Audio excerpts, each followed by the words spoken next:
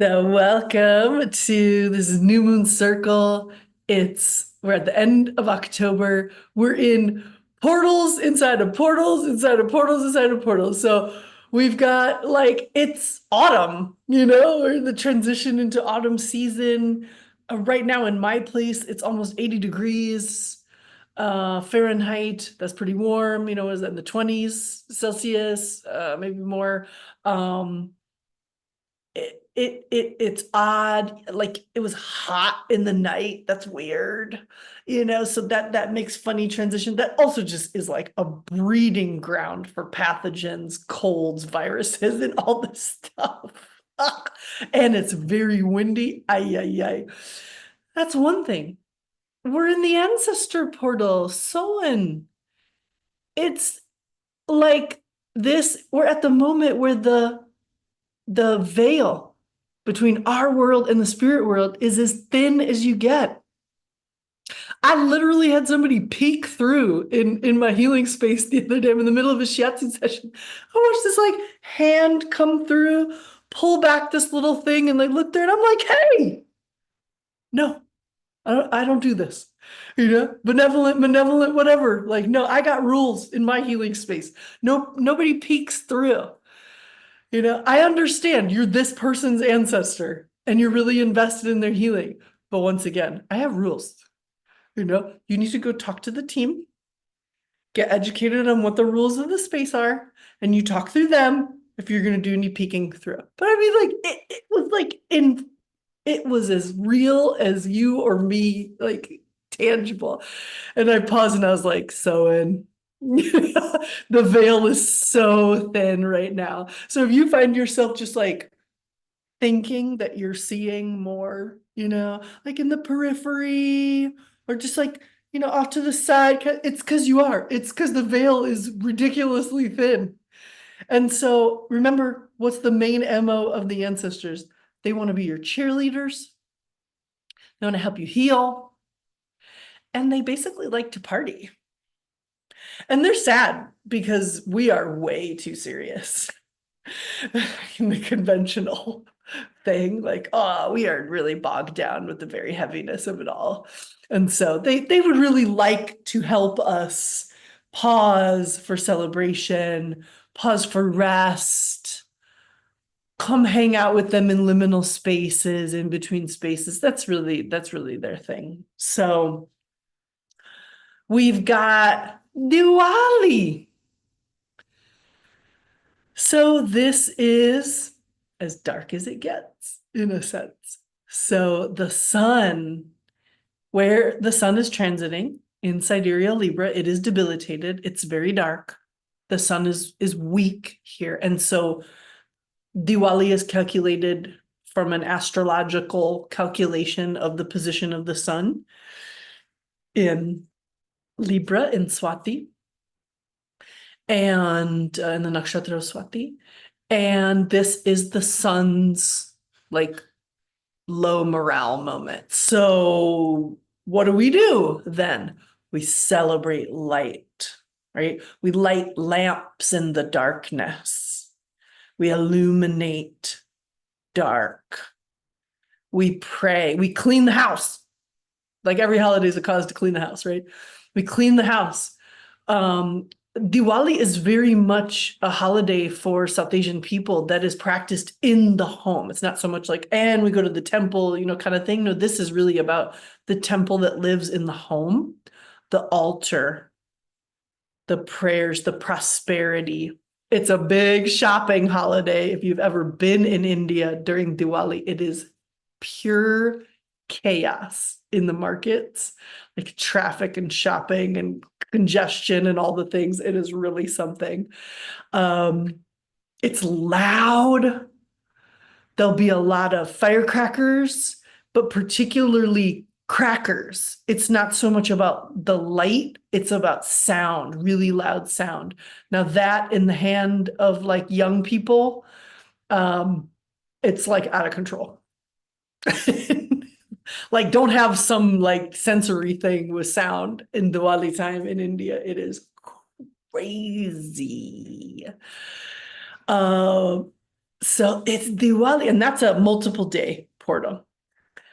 So happy Diwali to everyone. May you find light in the darkness. May Ma come on down. So like, who do you pray to in the thick of the darkness? To the mother, right? And this what are our prayers? Illuminate us in the darkness. Help us like mitigate our fears, our shadow, our inner darknesses. The sun is not illuminated right now. The sun is weak and dark in its position in the zodiac. So we have got to be the inner beacon, that divinity within igniting. And so we ignite candles and lights and all these kind of fun things. So it's a very bright and celebratory. We should have a new outfit, fancy sari, like this. And we eat and feast and celebrate. Tomorrow, the 31st, is also in some parts of India, Kali Puja. So again, like the dark goddess is who we're calling in the darkness to and that's about liberation, right? That's about like, what do we do in the darkness as meditators? Oh, we merge into the darkness. Like we become the expanse, the great expanse of the void. We end up time. Cyclic completion, healing, rotation, ooh, all this like juicy stuff. So, like if Ma Kali is someone who you feel that draw and connection with, her night is the 31st night. So there could be, you can include her in your ritual, in your altar space like this. So like, woo, is real concentrated this time, right? Now we're meeting in the circle just at the very present moment in the lead up to the exact new moon. The new moon will be exact on the 31st, kind of in the early morning hours in North America. I think it's like 5:47. I want to say Eastern time, but I could have that wrong. But it's in the morning, technically. So that means that we are in the dark phase of the moon. So if you have that, like, I just feel like turning inside, kind of sheltering in, like turtle head pulls inside shell, not very like outward expressive. If you felt like your energy dip, go with that. That's your body responding to the natural moon phase. Dark moon phase. Right? And we come into the fertility of the new moon portal. So this new moon portal is happening in a nakshatra called Swati. And the symbol of Swati, hang on. Oh, one of the symbols is coral, which is so cool to think about. I'll read a little bit about that. It's presided over by Vayu, the god of wind or life breath.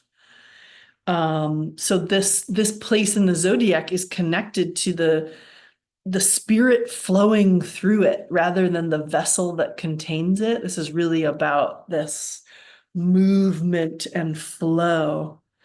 The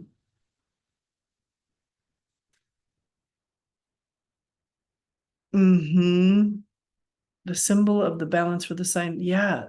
Coral is one of the symbols for this asterism, and coral is so cool.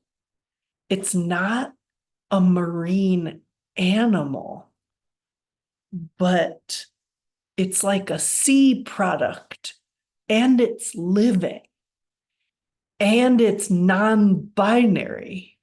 It is self-generative, right? So just like put yourself in this.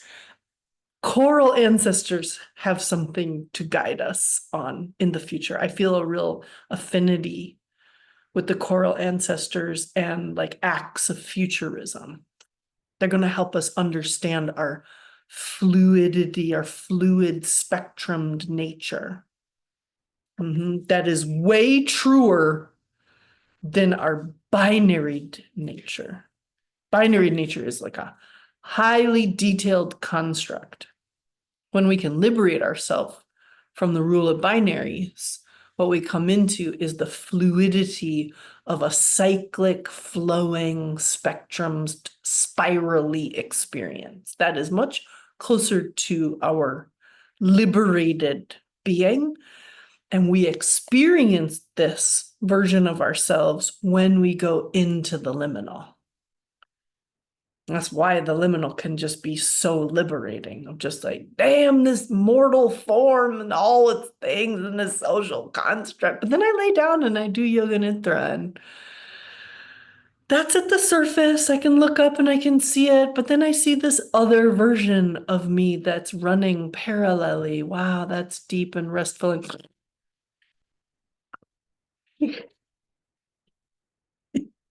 now I'm resting. So this stage of spiritual evolution, reading from Bipin Bihari, described by Coral, has several unique characteristics. Coral is the hard calcareous, meaning calcium. I don't know this word. Calcareous, calciferous skeleton secreted by certain marine animals. It produces its own offspring from within itself. This represents the stage of evolution when the spirit is encased in its outer physical sheaths, while its further evolution depends on the unfoldment of its inner potential. Just flag that sentence. That's the everything about this moon right now. When the pearl-like spirit begins to move in the realm of matter, it has all the potential contained of its divine creator, which it expresses, creates, and multiplies. Coral is a living entity, though it outwardly looks like stone. The outer physical fringe of the human being also appears like a solid mass, though in our essential nature, we are spirits or consciousness. At the stage of manifestation, meaning the Swati Nakshatra, the two primary impulses, the centrifugal and centripetal forces, or attraction and repulsion, come into prominence. The subjective spirit has the natural inclination to expand, while the material sheath restricts it. The equilibrium attained by these opposing tendencies enables the formation of a human individual and sustains them. So we are supposed to be limited by these human forms. Coral is a sea product, but it is not essentially a marine creature. The marine condition gives it a solid foundation, but coral has a strong psychic impact on those who come into contact with it. Coral is affected by its marine environment, but it has its own contribution to make on its environment, which it reshapes. The same is true of human beings who are affected by the surrounding environment, but also change it in a dramatic way. Swati is the primeval stage of human evolution where human beings produced offspring from themselves in a non-sexual manner. There are many stories in Hindu Vedic mythology, Sanatana Dharma mythology, in which the ancient sages produce offspring from their speech, sweat, ears, or in other non-sexual ways. Human reproduction through sexual union came later in evolution, according to this view. So under Swati, reproductive activities exist, but in an asexual way. At this stage, the outer environment and physical conditions do agitate and affect the soul. This leaves the inner nature practically isolated. Some contradictions in the life of various saints have been depicted, which occurred as a consequence of this stage of spiritual development. Their outer stoniness is not the mirror of their inner spirituality, sensitivity, and vitality. Just skimming a little here. So there's a mental quality under the influence of Swati to because Rahu is actually the has a relationship with this asterism. So desire. So one is aroused to act according to the primary objective of personal gain. That's the first thing that's going to emerge once we're like solidified and slightly trapped inside these bodies. The mind will then turn towards personal gain, personal propagation, personal survival, like this. So that solidification into the human form inspires us, and this is where we start the game on the game board in a sense, is me, and all my minus. This we're not we people at in this solidified form. Coral as a symbol for Swati shows the crystallization of the spirit in the physical sheath and inducing it to act for self-gain. This results in its projection and reflection of itself into the world around it. That the human being under this asterism has the predominant motivation of self-gratification, which is often the root of their actions. And that pure spirit is now manifesting as a stone-like entity engaged in outer activities. This is functioning in a self-centered manner. So the socialization influence, and there's a dynamism, but this is highly susceptible to outer influences. This is a pretty impressionable mindset as well. So Swati produces self-centeredness. An engrossment in activity. Not so much focused on the progress, but like the desired outcome. Okay, I'm going to pause this here. People who have this asterism in their own chart often come into affluence quite easily, and then they have to walk a journey of becoming disillusioned with that affluence. And that's the initiation of their spiritual path, this little nuance there. So segueing over to the serious topic of this new moon and the influences of this new moon. So we've got this magical setting that's like quite solidified into the human experience. This is kind of a self-centered thing. So let's not take this as all bad or negative, right? Oh no, it's self-centered like this. No, this means we need to ask ourselves, what are the questions we should be asking at this new moon that have to do with a very personal actions. Okay. So there was one line in there that I said, ooh, flag that. Now, hang on. And that was,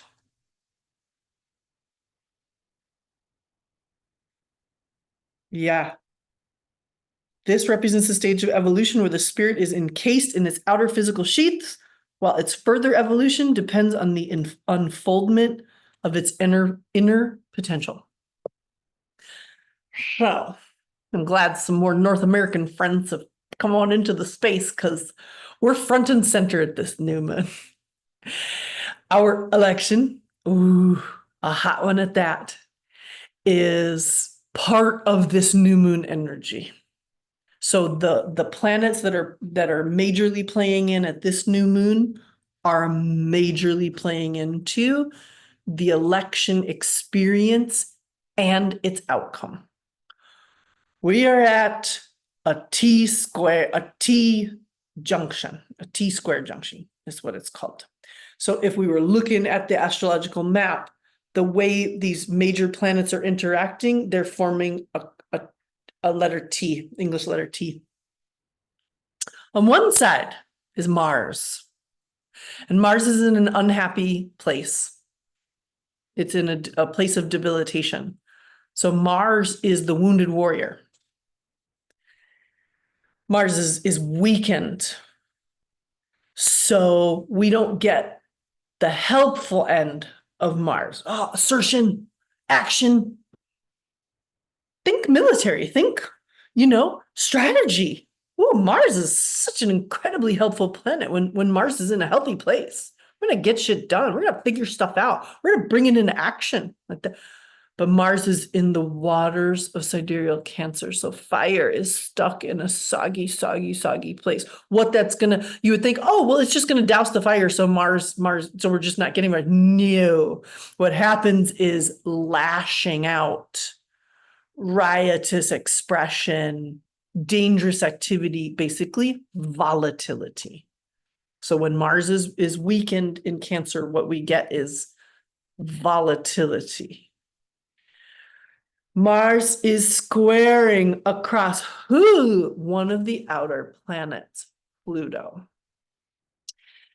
Uranus, Neptune, Pluto, the three outer planets, are not part of traditional Jyotish because at that time, in the BCs, in the BCEs, you couldn't see those planets. However, prophecies were made that in the future, humans would be able to see those planets, map those planets, and they would be incorporated. So some people will call themselves Neo-Vedic astrologers, meaning that they incorporate the three outer planets. There are some Jyotish astrologers that it ends at Saturn. It does not go past. So they just stay in the traditional thing. Pamela incorporates them, and my reference astrologer for everyone. And a lot of the insight that I'm sharing with you, I gained from her newsletter, her new moon newsletter, that she put a lot of work in. I'm going to share the link to it. She put a lot of work in, a lot of detail to take these big concepts and make them digestible, because it's kind of serious. It's a serious moment. So what's a T junction? It's a serious moment where one is forced into decision making. You don't get to stay on one side or the other. You will have to pick. In this case, Mars or Pluto. Now, three outer planets, specifically Pluto, those are the planets we look at when we want to get insight into the collective themes. They're slower moving, their transits are much longer, and so their influence we can map in themes and cycles of society. They're like societal collective influencers. Now, Pluto is kind of like higher octave Saturn. So subterfuge, deep state, hidden systems, revolution. Yeah. I'm just gonna bring this up for reference, for my own brain as well. I do strive for accuracy. So when Pluto, is exerting its impact, this is long-lasting impact. And we are hanging with Pluto for a while in this impact. And so it's like they're both shouting for our attention, right? And Mars, in its moodiness, is pulling us towards emotional impulsivity. And Pluto is pulling us towards a demand for control.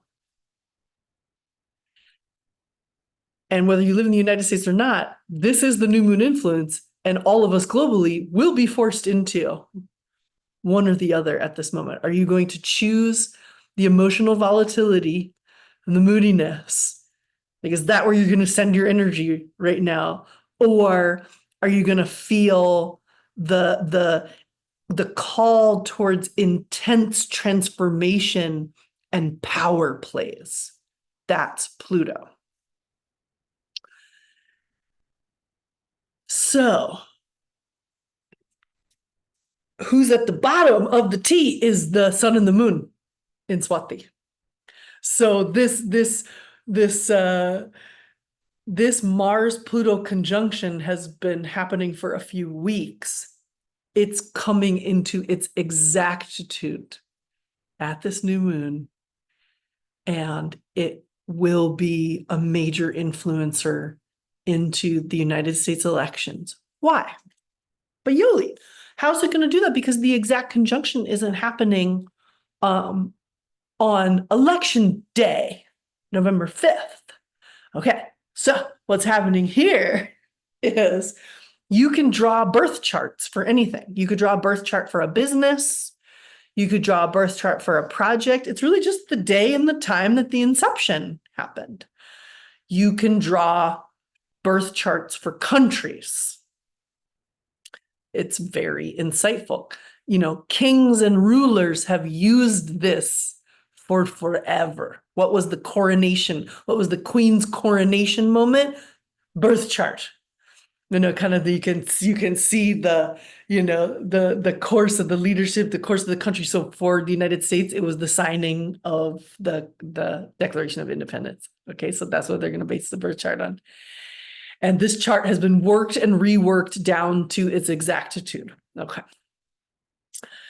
So what is happening in the United States birth chart? Where Pluto is transiting is having its Pluto natal return.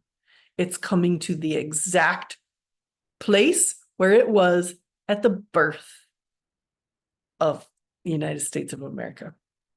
So what is that? Just, you don't know anything about astrology, but we know that Pluto's a planet of revolution. What does that mean? That it's going to be time for revolution. Like that, like that's just simply what's going to happen. This country was founded in a moment of revolution. Okay. So, and we look across and we've got Mars. So heightened, crazed emotion. Emotion that is so crazed, it is possessive. And we're talking about Swati, inspiring into action. What can we conclude from this? For the United States, deep structural change is inevitable. This will be the election. Whoever will be the leaders from this election cycle will be at the helm of a complete revolutionary cycle for the nation. And what systems will it be addressing? The governance ones. The laws. This is the new moon is in Libra, right? This will be about the laws. This will be constitutional level. This could even be like design level of the whole thing. So what I so appreciated about Pamela's newsletter, I read a lot of astrologers' newsletters, and people have been naming this for months. But nobody went into any level of depth around the personal experience of it. What is our personal responsibility right now in all of this? I am not a politician. I'm not in governance. it seems like I could go out into the streets and I can shout and I can protest and, I can vote. It is a participatory democracy. I can participate, although it seems like big business really just owns the whole thing. Okay, but no. Where on this spiritual level? Like, what is this calling in? And so I'm gonna read from the very bottom of this lengthy newsletter, which is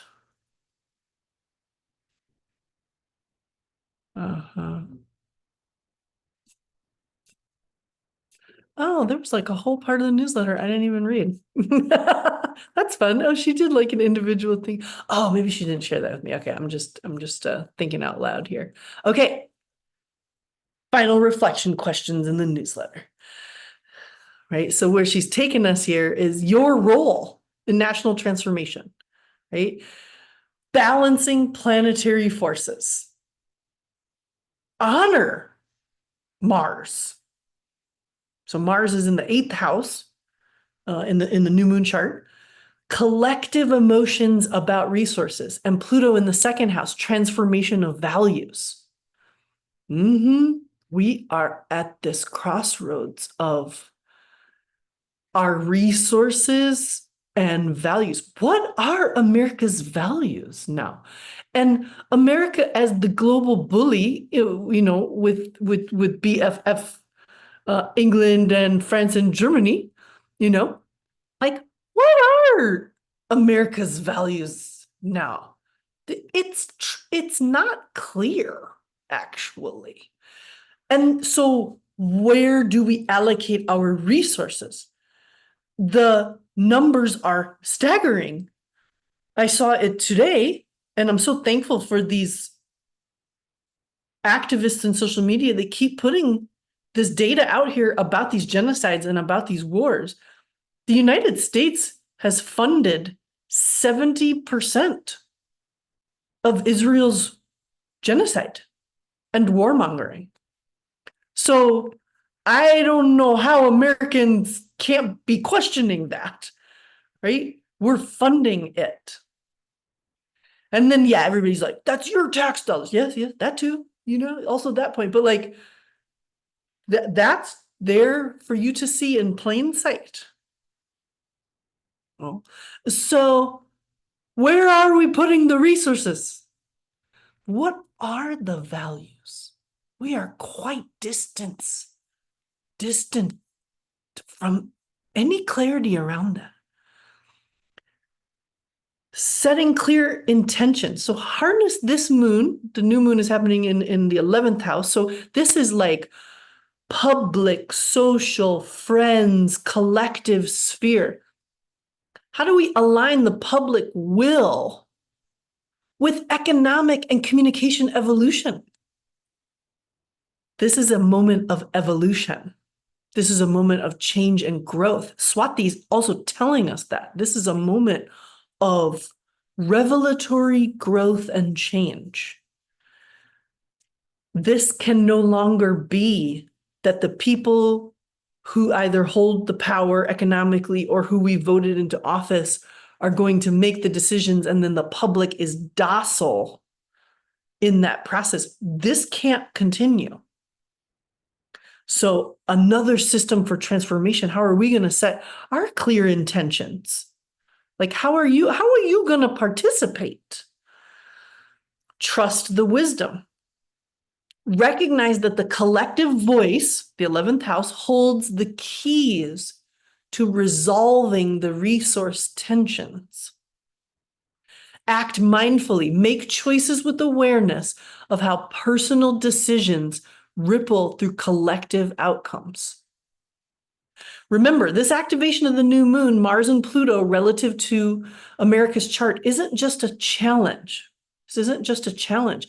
It's an invitation to participate in national transformation.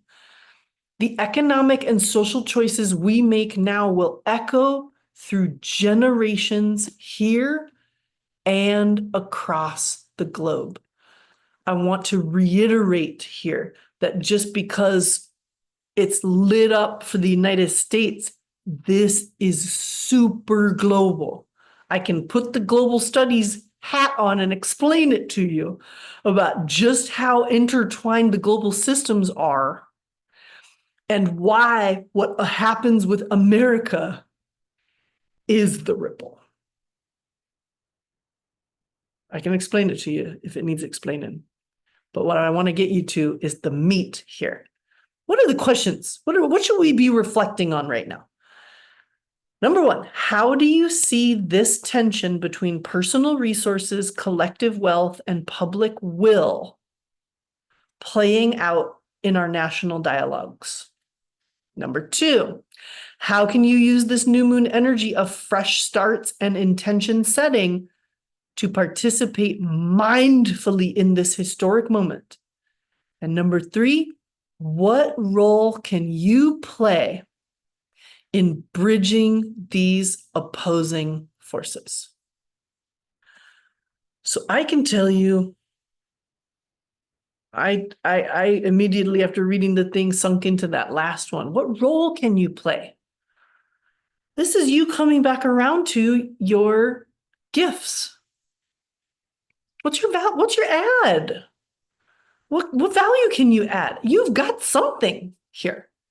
You have something to share. I know as a healer, teacher, space holder, space designer, I can continue to design spaces, to create like methodologies of learning, and share tools. I have to keep my morale up because if I look to the indicators of capitalism for success, that doesn't seem to match up with what I'm offering. Okay, so I got to create like a third space around like when I think I'm succeeding or not, and my own morale. Okay, but like a bigger problem is not participating. So if you're like, okay, my meditation is my way to participate, cool. Is your meditation just solely self-centered? Right? How can we move from that solid coral state into the amazing, like spectrumed, liminal, fluid, self-replicating, highly evolved version of ourselves? There is an epic spiritual challenge being put before us right now. But if you choose Mars, if you choose the irrational emotional intensity, if you choose the volatility, you know what? You're part of this also. More, I think, the breaking than the building.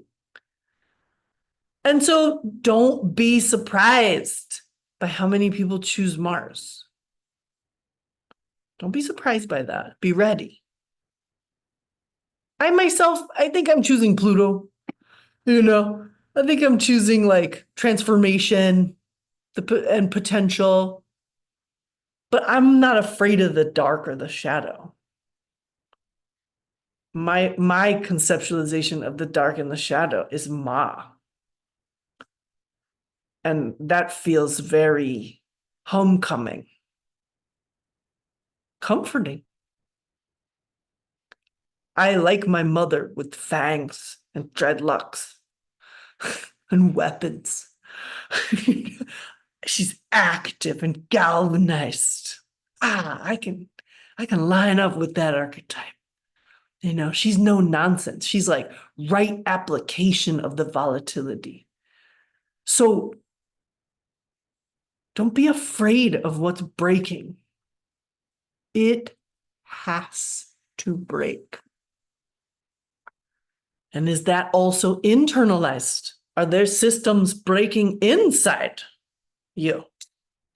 How can you support that, nourish that? For me, it's like more spaces in between. Just trying not to run the activities like one after another. Totally failing. I'm just saying this is what I'm trying to do. you know? more meditation, more nidra, more presencing, really honoring my actual capacity, which seems to have like these really big waves of fluctuation. Thank you, perimenopause.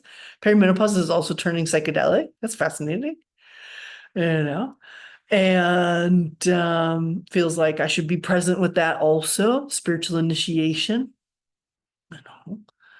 So people will look at these astrologies right now, you know, people will hear these prophecies and feel very unnerved. I know I hear these prophecies and I'm so thankful that there's resources like Pamela McDonough, Moondance Astrology, that are going to take the time and the labor to distill us down all the way to these reflection questions so that we can be engaged and galvanized in the process. That is the difference between a learner like myself and a master astrologer. One day, need a few years though. Like a lot of years. Uh-huh, uh-huh. But that doesn't mean that we can't utilize the tools that we have now to help us gain insight, to continue our collage. And I think primarily to help us power down the nervous system freak out. I know my freak out has my shoulders up at my ears and my head under this constant pressure. I know. So how do I want to feel? I want to feel the easefulness of my shoulders dropping. And I want to feel the expansiveness of this is collective. I don't have to figure things out. I just need to make sure that my will is directed in a direction and that I have done that consciously.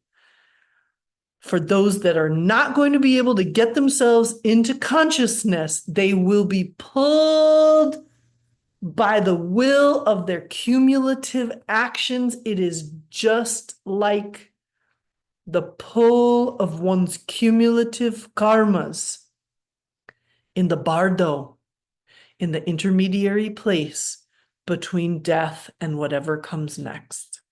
We are in the collective bardo. In that sense, I guess the only thing I'm going to say about elections and candidates and such, truly, this is just a Yoli thought.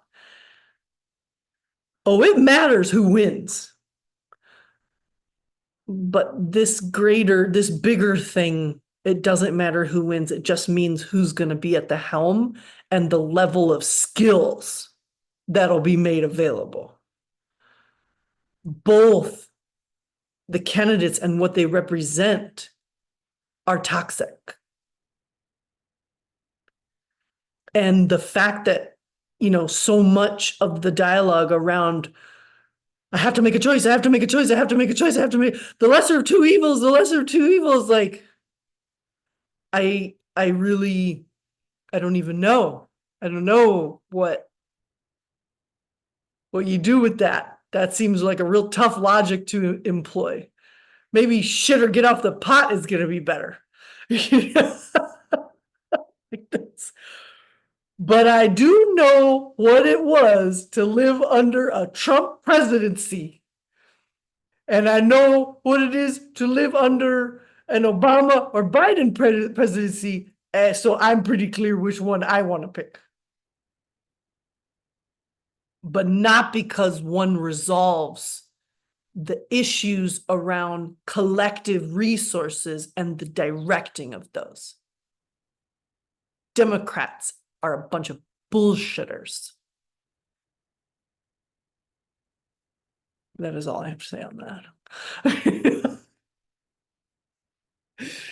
So if we go too big with it all, we are at the edge of the storm. You're just going to get the worst of the wind and all the debris flying around and all the things. Stay in the eye. Stay grounded. Bite-sized pieces. This is a long game. And I understand, empathize, and I share the experience that the present moment feels awful.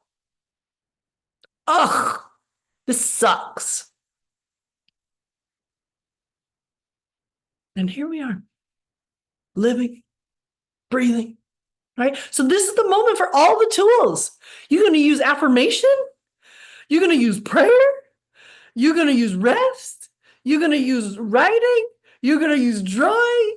You're going to use walks. You're going to, hey, all the tools, friends. All the tools. Every last one of them. But stick head in sand, not a tool. Apathy, not a tool. Disengagement, like full, complete disengagement, not a tool. Partial disengagement for the sake of your mental health, absolutely a tool.